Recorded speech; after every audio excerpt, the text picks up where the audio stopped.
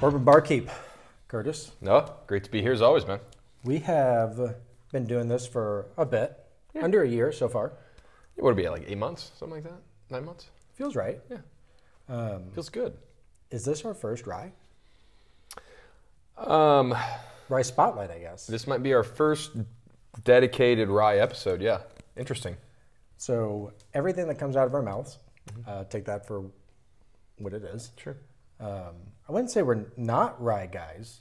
I have definitely warmed up to the subsector, whatever you want to call it. I've definitely warmed up to that arena in the past probably 4 or 5 months. I don't know why. Yeah, I mean, I've enjoyed a higher rye content whiskey, maybe not a rye whiskey. But higher ryes, yeah, like your 30 to 40% area. Yeah. What the plan is tonight is going to put 2 old-ish, 10 to 12 years. I would say old. Yeah. I'm going to go ahead and say old. 2 old ryes, and we're going with Bulleit 12 and the old Overholt 10. Pretty excited. As we said, we're kind of new to this side of whiskey, but excited about it for sure. It is Bourbon Barkeep for a reason, not Whiskey Barkeep. Right. So we did that. Yeah. 2024, couldn't remember what year it was at this point. We're 2024. Yeah, we're here. You had that right. We've made it. Has been the year of the old rye at this point. I mean, the old Overholt 10 year. We have the Bulleit 12, just came roaring back to life. Sure. Templeton Rye came out with a 10 year. So, I mean, there's these very old ryes that have come out this year. And who better to spend their money than us and save you all money? We're going to do Bulleit first, mainly because old Overholt, 121. Yeah, and this is being compared to a 92, so we kind of wanted to go a step up instead of a step down in terms of heat and in terms of punch. So yeah, we'll start with the lighter guy, the lighter rye guy. Lighter rye, but heavier rye. So this is going to be a 95.5. Oh, wow. 95.5 rye. Yeah, that's about as close as you can get. Yes. So outside of it being pure rye grain, I think maybe it's a grain. I don't know. It's just rye. Yeah, there's some liquid in here. Sure. That's where we're at this point. Right. This does come from MGP. Bulleit has like a proprietary recipe with MGP, but I feel like telling people it's 95.5. There's other 95.5s out there. I'm also going to see how many times I can say 95.5, 95.5 It's quickly. tough. It's tough, yeah. I don't understand what they're doing with MGP, but it is Bulleit's recipe through MGP barrels. Okay. So the youngest whiskey in here is going to be 12 years, hence the 12 year, yeah. There is some 17 year in here. Ooh. Is it a thimble? Could be. No. Just a little... no, it's probably half a thimble. Little drop. But they can say that there's 17 year rye whiskey in here. I expect to pick that up. I expect to pick up that 17 year. Yes. All right, so the weird part is this has existed prior to this new release. So this came out this year. Yeah. It was just like, hey, we're here. There was no like, hey, we're hunting Bulleit 12. It was just popped on the shelf. Welcome, welcome. Sure. So this dropped, I think, a few weeks ago out in Missouri. Not widely available. Have not seen it at many stores. I haven't seen it in Kansas. But I wouldn't say it's supposed to be the behind-the-counter bottle. But I wouldn't think so. Yeah. Here we are. But this was like discontinued. The 12 year was discontinued like 5 years ago. And they were like, hey, we're just not doing it. And they just had a 90 proofer out there. Not 12 year. Not age stated, just boom, out there. Yeah, interesting. Brought it back, and I'm excited for it. Once again, I mean, to sit there and find a 12-year rye at, what did we say, 55, 60? We hadn't said yet. I was going to ask you what MSRP was. I know I haven't been shopping for ryes much, otherwise the past 4 months, but like that's probably tough to come by. Yeah, so at least for the people that maybe aren't into rye, maybe this is the value that they need to get into the 95.5 rye. Sure. The 95.5. Sure. Nice. You got that time for sure. Yes. Yep. To you, man. Once again. To you guys, thanks for being here. If this is your first time, welcome. Hope you come back. 95.5. You know how you come back, like you know you can come back? You can like and subscribe. You can like and subscribe, yeah. Without further ado. That is a lot of lemon. A lot of lemon. A lot of citrus in general. I'm gonna throw one out there, and I'm gonna go for it. Do it. This is like a not a Bubblicious, because these are different. Like a bazooka bubblegum. A lot of pine and mint. I get your bubblegum. I get the mint too. I do get probably more citrus than anything, like your lemon rind, your orange rind. All right. I love the nose. It's bright. It smells clean. This is not something. There's a lot of people that drink rye like exclusively in the winter, and like maybe it's a southern thing because originally from Florida. Wow. Shout out Bolts. Minty. I don't know if I shouted them out. They lost. But like I associate kind of that mint, and lemon, and stuff like that in the summer. Maybe like a tea. But. Sure. Yeah, the mint especially. Like I got a little twinge of it on the nose. The mint especially comes through on the palate. That's really refreshing, really nice. I see your mint. The pine continues for sure. Still a lot of citrus. For 12 year, I mean, maybe being a bourbon guy, you kind of expect a little more oak, and it's pretty subtle. The oak's a little subtle. You do get more of it on the end. I feel like I start to taste the age a little bit on the end. Otherwise, I don't necessarily feel like it's 12 years. It's really sweet, and maybe it's because, so when you think they throw this rye whiskey into the barrel, right? The more it can actually get into that barrel, that wood, for the 12 years, that oak and the sweetness of the oak starts to come through. And this is a very sweet rye whiskey. Sure, yeah. Hey, that's a great, like, sit on the back patio. Man. That's good. I like it. It does go, the pine is not something that I would search out. I understand that's part of like the rye tasting notes. I do enjoy the mint and the citrus, heavy mint. The pine just brings me to like pine salt. I'm not wanting to clean with my whiskey. I'll clean holding it, but not with it. Sure. Well, it's probably germ killing, you know, when you really think about the base of the whiskey, but. Some of the proof, maybe not 92. Sure. This may it might be a little weak. Yeah, this may just attract bees. It's not 99.9% like germ killing effectiveness. Yeah.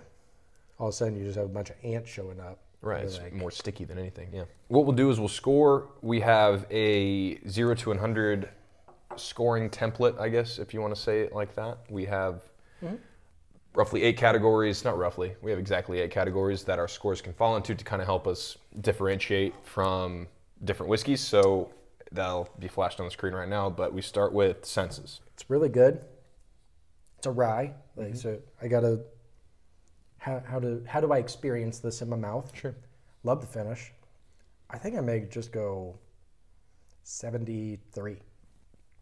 That's a little more, I was going to go 70 even. That was a little more generous than I was going to be. But yeah, I think there's a place for it. Am I excited about having pine in like November? No. But spring, summer? Sure. Brighter, give me the citrus, which I love. Yeah. Really enjoyed it, yeah. Yeah, this time of year is like, there's definitely a place for this. Kind of getting warmer, you're excited to be, you know, sitting outside for 3 hours, you know, in the early evening with a drink in your hand. That's kind of where I like feel this fitting into, you know, if I had this on the shelf, that's when I would pour it. Bang for the buck is where it's going to make up some ground. This is going to make up a stupid amount of ground, and it's actually going to like skew the scoring to a fault, I would say. Probably. So we said earlier $55 MSRP. As far as what you would pay for what you just tasted, where are you going? I mean, if I am a rye whiskey fan, there's not a lot out there that can match this. The 12 years is like, it's so rare to have something that cheap for 12 years. Like, it's crazy. Yeah. I understand it's under 100 proof, so I'm going to dock it there. I would probably go as far as 82. 82? Okay. Yeah. I was going to go 78. So I'm on the other side of 80. But yeah, like 12 years for $55. I mean, it's an auto buy for a 12-year rye. Solidly in the good stuff for me, and then for it to be 55, yeah. Sure. Give me that all day. Good for Bulleit, especially that type of value. Good for them. That's all I Agreed. got. So those scores are in the Bourbon Barkeep Whiskey of the Year 2024 sheet. That's, like I said, in the Patreon below if you have any interest in seeing that. But without further ado, again, man, we have Old Overholt. Wow, that's tough. Old Overholt. Yeah. 10 years. Yeah, you thought 95.5 was hard. Yeah, that's tough. Yeah. So 10 years, you said 121, if I remember correctly. Oh, yeah. Yeah, she's here. What's this running in at as far as MSRP goes? $100. So this is a Jim Beam product, their oldest product, if you will. I think this Old Overholt goes back to the 1800s, early 1800s. Wow. Jim Beam just acquired them in 87.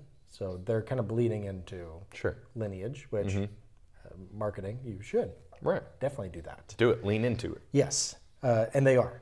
So Old Overholt, known for kind of the cocktails, prohibition cocktails, because Old Overholt was pretty cheap.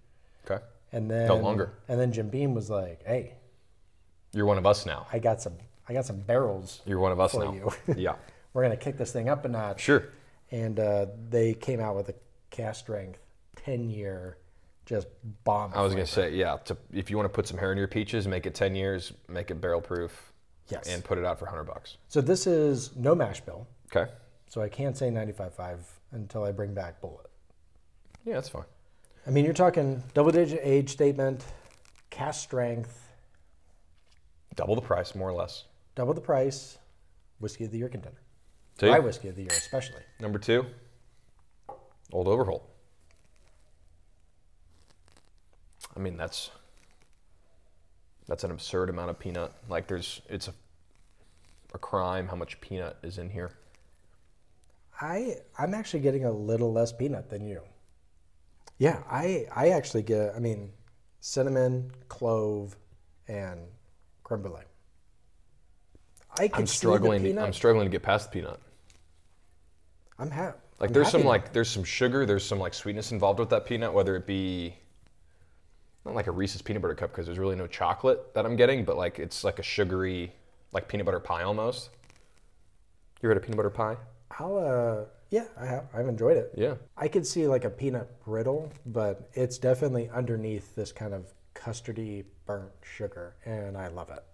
Yeah, I get your, I love it. I get your like, it's almost like a peanut butter ice cream. There's like definitely sugar involved, like your burnt sugar, but everything that I'm getting is like peanut, like right next door holding my hand. I'm going to ask you this after you sip it. If I handed you that Glencairn and said, is this a bourbon or rye? See, I mean, this is probably, I mean, this is not a rye smell. Sure. This is closer to what we typically go for. Yeah. Let's dive in. I feel like we've been on the nose. I love this nose though.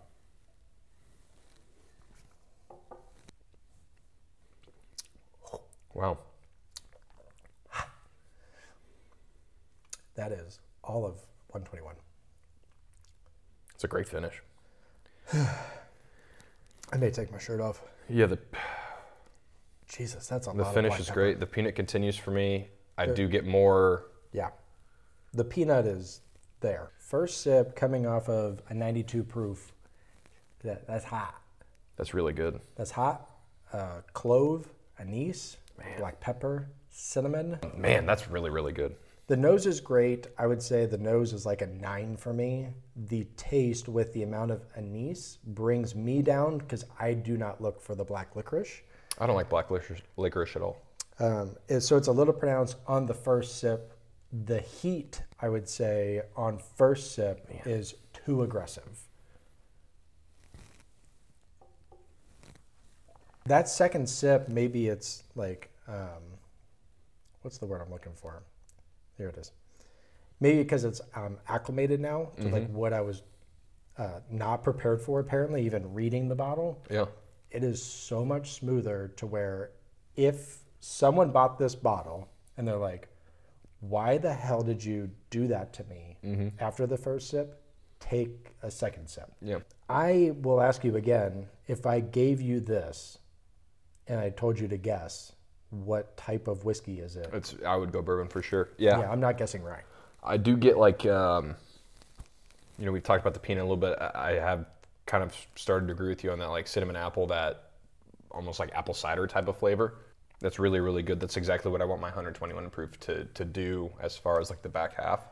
You know what, it actually is kind of like a nice ginger ale finish, like that spice of ginger, the sweetness of the soda. Yeah. I really enjoy it. I'm going to lean this in terms of just senses, I think, but this is more in the wheelhouse than what 95.5 Sure. are. So yeah, good segue. Let's score it. Bang for the buck in senses. We've just done the Bulleit 12. We'll start with senses. I'm gonna go 74. I think this is like a decent little step up from the Bulleit 12, where this will lose ground, as we have come to know, is bang for the buck, considering it's close to double the price of the Bulleit 12 that we just tried. But Yep. I mean, we've talked about this before. I'm a kind of a heartier, stronger bourbon guy generally. This is a rye, but this is more up our bourbon alley than I think we probably anticipated. So I think I'm gonna go like 78. okay, I really enjoy it. yeah, If I was going to dip if I'm Elijah Craig barrel proof guy, and I'm like, let's see what the rye world's about, this is perfect. yeah, exactly. So $100 MSRP.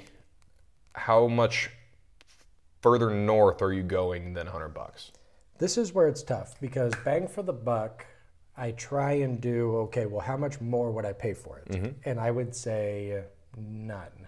The problem is so for my $100, I'm getting a 10-year age statement at cast strength in a rye, which you do not see typically.